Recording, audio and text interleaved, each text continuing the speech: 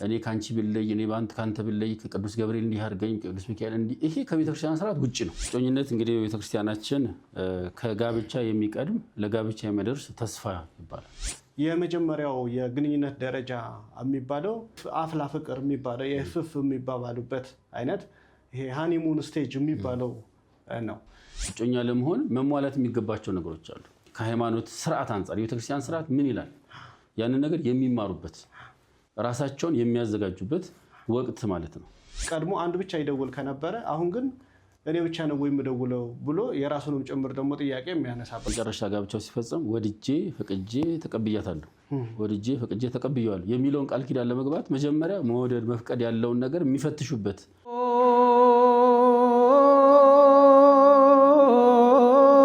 ሚካኤል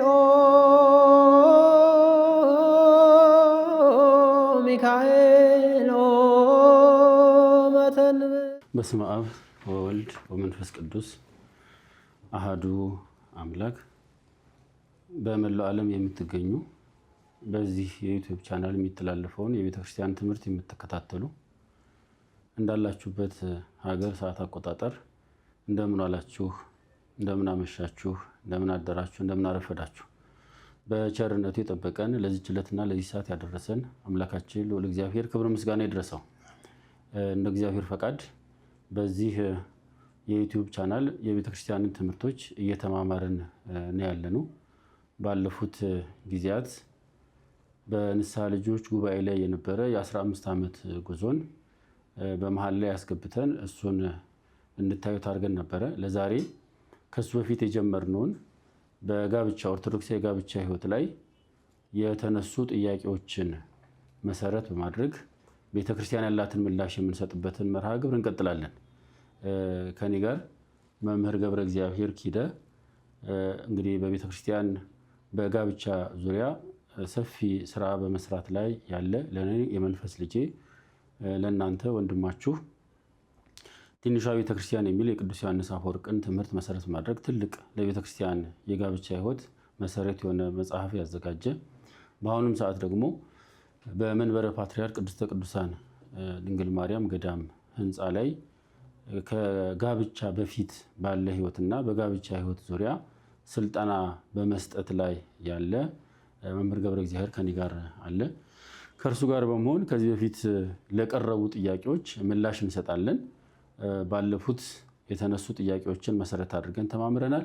አሁንም ቢመለሱልን በዚህም ዙሪያ ይሄ ጥያቄ አለኝ የምትሉት ካለ ኮሜንት ላይ እንድታስቀምጡልን መልእክታችን እያስተላለፍን ለዛሬ ለቀረበው ጥያቄ ምላሽ ወደ መስጠት እንሄዳለን። መምህር ገብረ እግዚአብሔር እንኳን ደህና መጣህ።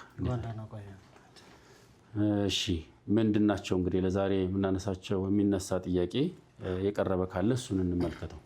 ሰላም ለእናንተ ይሁን። በመላው ዓለም ላይ የምትገኙ የመተንብል ሚዲያ ቤተሰቦች እንዴት አላችሁ? በያላችሁበት እኛ ደህና ነን፣ እግዚአብሔር ይመስገን። ዛሬም በድጋሚ ተገናኝተናል። ዛሬም ከሊቀ ሕሩያን ጋር ሆነን አንዳንድ ነገሮችን እንጫወታለን። ከኛ ጋር እንድትሆኑ እንጋብዛለን። የቀረቡ ጥያቄዎች አሉ። ጠቅላል ተደርገው የተጠየቁ ናቸው። እኛንን የጠቀለልናቸው በእርግጥ ምክንያቱም ብዙ ከመሆናቸው የተነሳ እንዲህ ተብለው ተጠቅልለው ቢቀርቡ በሚል ሀሳብ ነው እንደዛ ያደረግናቸው እና አንዱ ጥያቄ ለዛሬ የቀረበው ጥያቄ እጮኝነት ራሱ ምንድን ነው? ባለፈው ለጋብቻ ዝግጁ ስለሚያደርጉ ነገሮች ከዛ እና ተያያዥ የሆኑ ነገሮችን አንስታችሁልን ነበረ። ጥያቄያችንን መልሳችሁልን ነበረ። ለመሆኑ ግን እጮኝነት ምንድን ነው ብለው ደግሞ ዛሬ ጠቅለል አድርገን ስናቀርበው በዛ መልኩ አቅርበውታል እና እሱን ብንመልስላቸው የተሻለ ነው። መልካም ወደ አንተ ምላሽ እመጣለሁ። መግቢያውን የተወሰነ ልበልና እጮኝነት እንግዲህ ቤተክርስቲያናችን ከጋብቻ የሚቀድም ለጋብቻ የሚደርስ ተስፋ ይባላል። ከጋብቻ በፊት ያለ ለጋብቻ የሚዘጋጁበት ተስፋ ህይወት ማለት ነው። ተስፋ ያሰኘው ጋብቻን ተስፋ በማድረግ የሚጀምሩት ህይወት ስለሆነ ማለት ነው። እጮኝነት የዝግጅት ጊዜ ማለት ነው። ጋብቻ ትልቅ መንፈሳዊ ተቋም ነው። ያንን መንፈሳዊ ተቋም ለመመስረት ራሳቸውን የሚያዘጋጁበት የዝግጅት ጊዜ ማለት ነው። በቤተክርስቲያናችን ሁለት አይነት ህይወት አለ እንግዲህ የእግዚአብሔር መንግስት መውረሻ። አንደኛው በድንግልና ህይወት የመኖር ህይወት ነው፣ የምንኩስና ህይወት። ሁለተኛው ደግሞ በቅዱስ ጋብቻ ተወስኖ የመኖር ህይወት ነው። ሁልጊዜም ስንናገር የቤተክርስቲያን ጋብቻ ቅዱስ ጋብቻ ነው። ስለዚህ የእግዚአብሔር መንግስት የሚያወርሰው ጋብቻ ቅዱስ መሆን አለበት፣ በቤተክርስቲያን ስርዓት መመስረት አለበት ማለት። ከዚህ ውጭ የሆነውን አይደለም። አንደኛው ይሄ የእግዚአብሔር መንግስት መውረሻ የምንለው በቅድስና የተመሰረተ ቤተክርስቲያን ስርዓት የተመሰረተ ጋብቻ መሆን አለበት እና ሁለቱም ህይወቱን ከመጀመር በፊት የዝግጅት ጊዜ አላቸው። የምንኩስና ህይወት የአመክሮ ጊዜ ይባላል። ጋብቻ መነኩሴው ወይም በምንኩስና ህይወት የሚኖሩት አባት እንደ ጋብቻ የሚወስዱት ቆባቸውን ከማጥለቃቸው በፊት ያንን ህይወት የሚለማመዱበት ራሳቸው ለዛ ኃላፊነት የሚያዘጋጁበት የአመክሮ ጊዜ ይባላል። ቅዱስ ጋብቻም ልክ እንደዛው የአመክሮ ጊዜ አለው። የአመክሮ ጊዜው ምንድነው? የእጮኝነት ጊዜ ማለት ነው።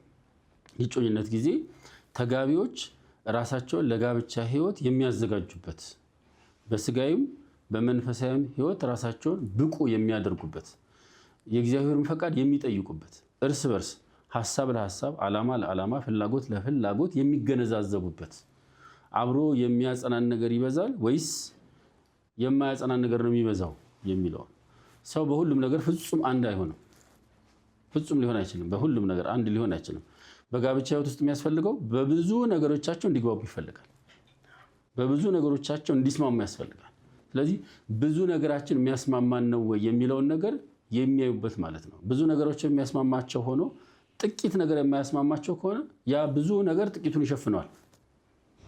የማያስማማው ነገር ከበዛም ደግሞ እንደዛው ነው፣ ጥቂቱን የሚያስማማ ነገር ይሸፍነዋል። ስለዚህ አብረውነቱን ክፍተት ይፈጥርበታል ማለት ነው እና ስለዚህ እጮኝነት የምንለው ይህንን ህይወት ራሳቸውን የሚያዩበት፣ ለዚህ ራሳቸውን የሚያዘጋጁበት፣ ከቤተክርስቲያን ስርዓት አንጻር አብሮነታችን የሚያዘልቀን ነው ወይ ብለው የሚያዩበት። እጮኛ ለመሆን መሟላት የሚገባቸው ነገሮች አሉ። መሟላት የሚገባቸው ከሃይማኖት ስርዓት አንጻር የቤተክርስቲያን ስርዓት ምን ይላል፣ ያንን ነገር የሚማሩበት፣ ራሳቸውን የሚያዘጋጁበት ወቅት ማለት ነው። እጮኝነት ሚስጥር አይደለም። ሚስጥር አይደለም። ሚስጥር ማለት ሚስጥር ጋብቻ ብላ ቤተክርስቲያን የምትፈጽመው ሚስጥር የሚፈጸምበት አይደለም። ወደዛ ሚስጥር ለመድረስ ግን ራሳቸውን የሚያዘጋጁበት ጊዜ ማለት ነው። ስለዚህ እጮኛ ያስኩኝ ሲባል ይሄንን ነገር ማሰብ ያስፈልጋቸዋል። በቃ ትልቁን ተቋም ለመመስረት የሚሄዱበት መንገድ ማለት ነው። ለዛ ራሳቸውን የሚያዘጋጁበት ነው። ይሄ ጥቂቱ ነው። የተወሰነውን ደግሞ አንተ ጨምርና ቀጥላለሁ። መልካም መልካም። እንዳሉት ነው እጮኝነት እንግዲህ አንድ ሰው ታጨ ሲባል ለምሳሌ ለምርጫ ለመመረጥ በህዝብ ተወካዮች ምክር ቤት ለመመረጥ ሊሆን ይችላል፣ ለሌላ ነገርም ሊሆን ይችላል። ታጨ ቃሉ ራሱ እጮኛ መሆን ማለት ለአንድ ነገር ለመሾም ዝግጅት ላይ ያለ ነውና እንዳሉት የዝግጅት ጊዜ ነው። በዚህ አንጻር ስንመለከተው አንድ ወንድ ኦርቶዶክሳዊ ወንድ ከዛ ኦርቶዶክሳዊ ባል ከዛ ደግሞ እንደገና ኦርቶዶክሳዊ አባት ወላጅ ለመሆንም ጭምር የሚታጭበት፣ ለዚያ ብቁ ለመሆን የሚዘጋጅበት፣ ሴትም ብትሆን ኦርቶዶክሳዊት ሴት ከዛ ደግሞ እንደገና ከፍ ሲል ኦርቶዶክሳዊት ሚስት ሴትነቷን ሳታጣ ማለት ነው። ከዛ ኦርቶዶክሳዊት ሚስትነቷን ሳታጣ ደግሞ እንደገና ኦርቶዶክሳዊት እናት ለመሆን የምትታጭበት እና ለዚያ የምትዘጋጅበት ነው። እጩ ለዚያ ነው የታጨችው ማለት ነው። እሱም ወንዱም ቢሆን ለአባትነትም ለባልነትም ነው የታጨው። ከዛ ደግሞ ሴቷም ብትሆን ለሚስትነትም ለእናትነትም ነው የታጨችው ማለት ነው። ስለዚህ እጮኝነት ሲባል ለዚህ ኃላፊነት እግዚአብሔር ላሰበው ዲዛይን ላደረገው ኃላፊነት ዝግጁ የሚሆንበት የሚዘጋጁበት ጊዜ ነው። በአንድ ነጥብ በዚህ ልንመለከተው እንችላለን። የዝግጅት ጊዜ እግዚአብሔር ጋብቻን ሲያዘጋጀው ለምንድን ነው ያዘጋጀው ብሎ በዛ መንገድ ራሳቸውን ዝግጁ የሚያደርጉበት ማለት ነው። ከዛ በተጨማሪ እንዳሉት ሚስጥር አይደለም፣ ግን ለሚስጥር የሚዘጋጁበት ነው። እጮኝነት ሚስጥር አይደለም፣ ግን ደግሞ ራሱን የቻለ አገላለጽ አለው። በስነ ልቦና ባለሙያዎች ግንኙነቶች ደረጃዎች አሏቸው ይሏቸዋል። የመጀመሪያው የግንኙነት ደረጃ የሚባለው አፍላ ፍቅር የሚባለው የእፍፍ የሚባባሉበት አይነት ይሄ ሃኒሙን ስቴጅ የሚባለው ነው። ስለዚህ መጀመሪያ አካባቢ በጓደኝነት የጀመሩ እና ለትዳር አስበውም ቢሆን በጓደኝነት የጀመሩ አንድ ወንድና አንዲት ሴት የመጀመሪያዎቹ የተወሰኑ ጊዜያት እፍፍ የሚባባልበት የበለጠ አንድ የሚያደርጋቸው የሚያስማማቸው ላይ ትኩረት የሚያደርጉበት አንዳቸው ለአንዳቸው የበለጠ ጊዜ የሚሰጡበት ገንዘብም ጭምር ደግሞ የሚያፈሱበት እና የአብሮነት ጊዜ የጋራ ጊዜ የሚያሳልፉበት እና ስሜታቸው ከስሜታቸው ጋር የሚያዋህዱበት እንደ መሰረት ነገር የሚሆንበት ነው። ከዛ ሁለተኛ ደረጃ ደግሞ ከእፍፍ ከሚባባልበት ደረጃ ላይ ይሄ የፍትጊያ ጊዜ ደግሞ የሚሉት አለ። ይሄ ፓወር ስትራግል የሚሉት ማለት ፍትጊያ ጊዜ ደግሞ ማለት ምንድን ነው? አንዳቸው የራሳቸው ፍላጎት አላቸው፣ ሌላኛውም የራሱ ፍላጎት አለው እና ፍላጎታቸው የተለያየ መሆኑን ማስተዋል የሚጀምሩበት የኔን ፍላጎት ብለው የሚጠይቁበት ቀድሞ የአፍላ ላይ ስለነበረ የሌላውን ፍላጎት ለማሟላት ነው ትኩረት ሲያደርጉ የነበረ። እዚህኛው ደረጃ ላይ ሲደርሱ ግን ጤናማ ነው፣ በነገራችን ላይ ጤናማ ነው፣ ማለፍ ያለባቸው ሂደት ነው እና የኔስ ፍላጎት ለምሳሌ መደዋወል ከነበረ ለምሳሌ ቀድሞ አንዱ ብቻ ይደውል ከነበረ አሁን ግን እኔ ብቻ ነው ወይ የምደውለው ብሎ የራሱንም ጭምር ደግሞ ጥያቄ የሚያነሳበት ሁልጊዜ እኔ እየደወልኩኝ ነው ወይ የምኖረው ወይም ደግሞ ለምሳሌ ከመቅጠር ከሻይ ቢጠጡ ከነበረ እና እሱ ይሄድ ከነበረ ወይም እሷ ትመጣ ከነበረ እኔ ብቻ ነው ወይ መሄድ ያለብኝ፣ እኔ ብቻ ነው ወይ እሷ ብቻ ነው ወይ መምጣት ያለባት? እንደዚህ አይነት ጥያቄዎች የሚያነሱበት ነው ሁለተኛው ደረጃ ማለት ነው። ሶስተኛ ደረጃ ላይ እና የእጮኝነት ደረጃ የሚባለው ደግሞ የቁርጠኝነት ደረጃ የሚባለው ማለት ነው። የቁርጠኝነት ደረጃ ማለት እንግዲህ በጣም ትልቁ መሰረት ከፍትጊያ ደረጃ ላይ አልፎ አንዳቸው ለሌላኛቸው ፍላጎት ወደውና ፈቅደው መርጠው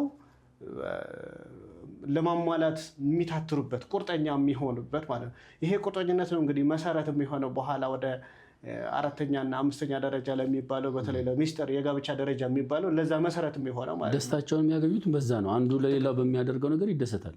በተደረገለት ሳይሆን በሚያደርገው ነገር ደስታን ማግኘት የሚችልበት ማለት ነው።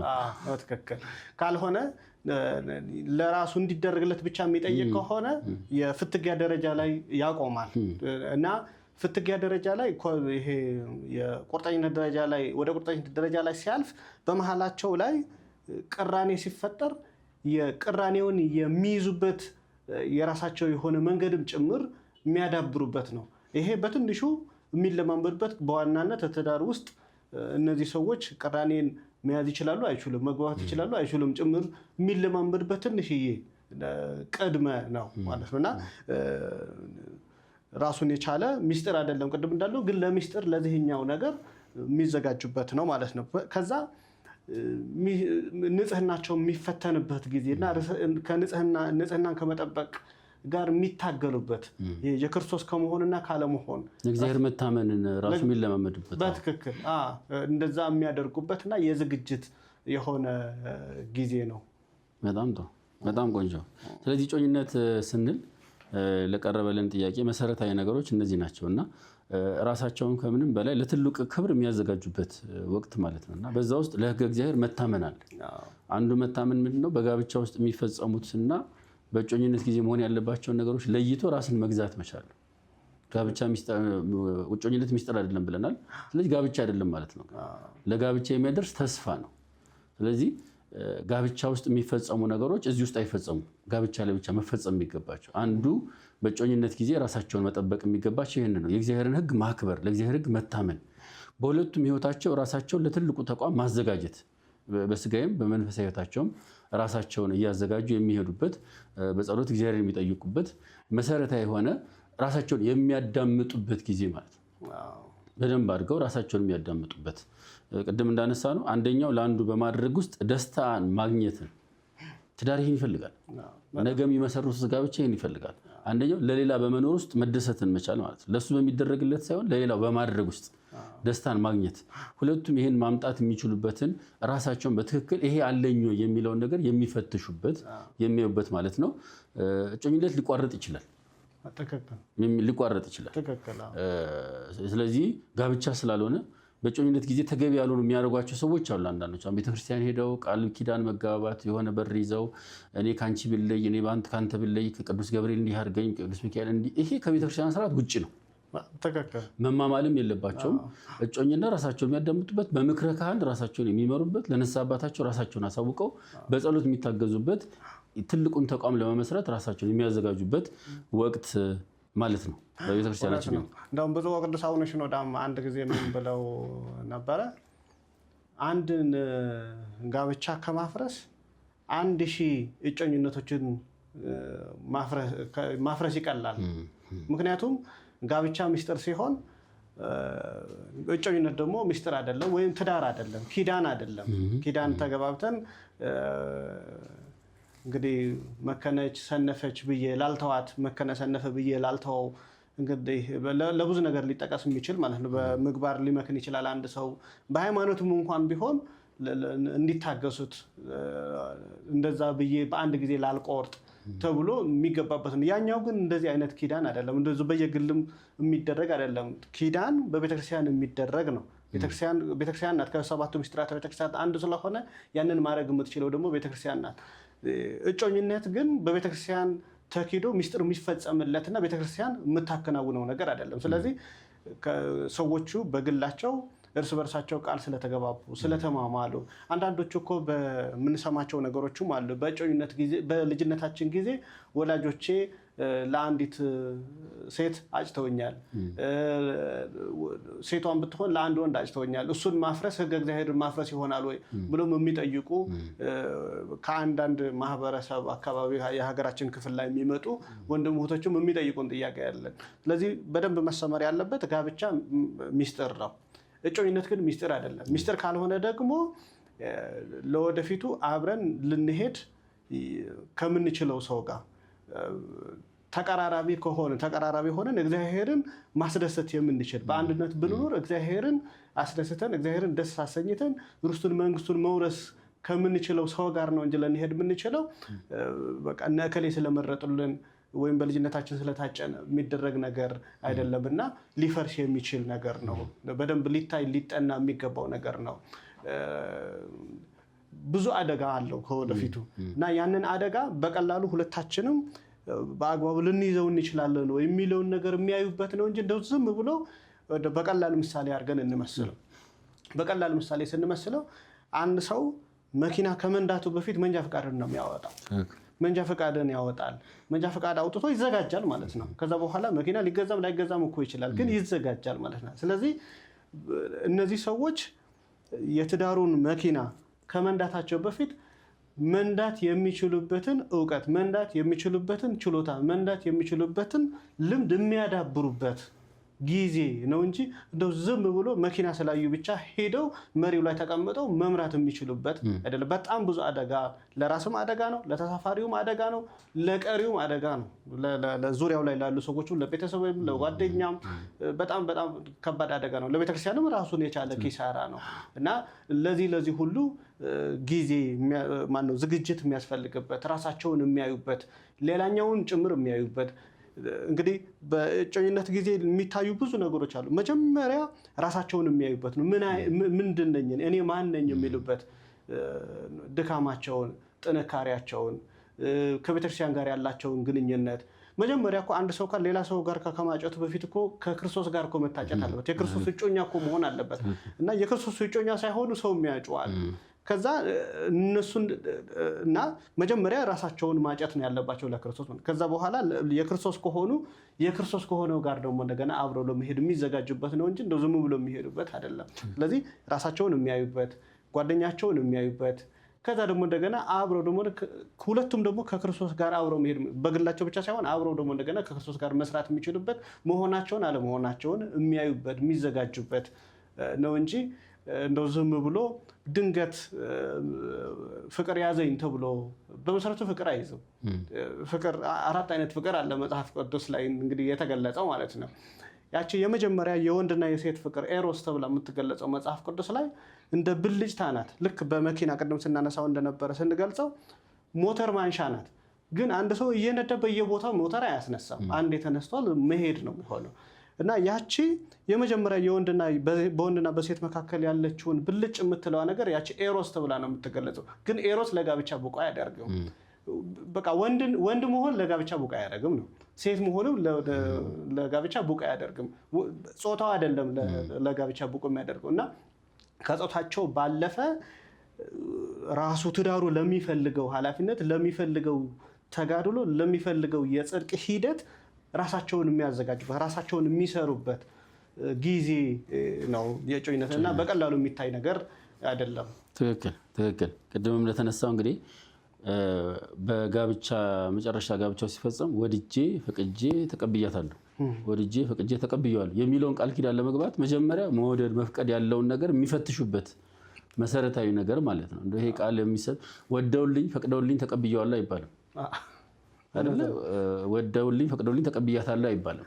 እኔ ወድጄ ፈቅጄ ተቀብያለሁ። ጋብቻ ይሄን ይፈልጋል፣ ኃላፊነትን። ስለዚህ የእጮኝነት ጊዜ ማለት ይሄንን ኃላፊነትን የምንፈትሽበት ጊዜ ማለት ነው። በሃይማኖት አንድ መሆን ይጠይቃል። በቤተክርስቲያናችን ስርዓት ጋብቻን ለመመስረት የሚያስፈልጉ መስፈርቶችን ለይቶ አውቆ ያንን ማሟላት ይጠይቃል። 7 ትውልድ ያህል የራቀ መሆን አለባቸው። በሃይማኖት አንድ መሆን መቻል አለባቸው። የዓላማ አንድነት ያስፈልግ። ይሄን ሁሉ ነገር የሚያዩበት ጊዜ ማለት ነው እጮኝነት ማለት እና ለዛሬ ባጭሩ ይሄንን ካየን ለቀጣይ ሳምንት ደግሞ ሌላ ጥያቄ የተጠየቁትን ይዘን እንመጣለን። ያስተማረን አምላካችን እግዚአብሔር ክብር ምስጋና ይድረሰው። ይቆየን።